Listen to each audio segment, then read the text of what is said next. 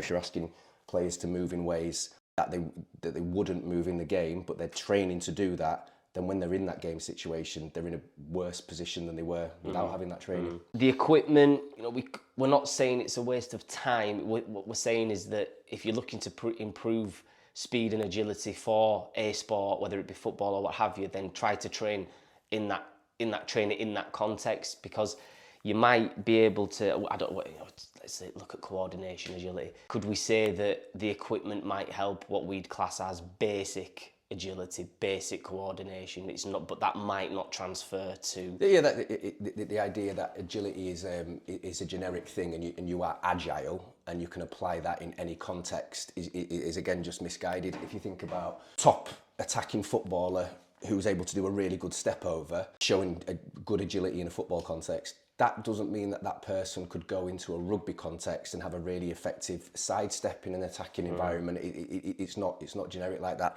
Likewise, an agile attacker in football doesn't necessarily have good agility when it comes to defending in football. They're different things.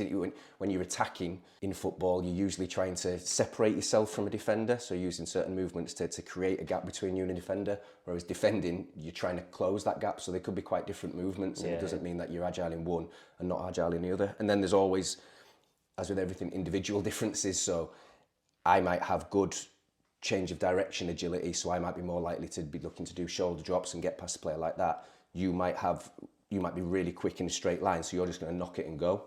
So it depends on the sport, depends on which part of the sport are you attacking, are you defending, and it depends on the individual and their own characteristics. So that's been I think a big problem with agility training. It's seen as this generic thing that will fix any sport and any activity. If you're a tennis player, a football player, an ice skater, you come to an agility session and that's going to benefit you in the sport, and it's just saying that isn't going to do that. It's just very, very, very generic movement stuff, which isn't really going to improve you at your own sport.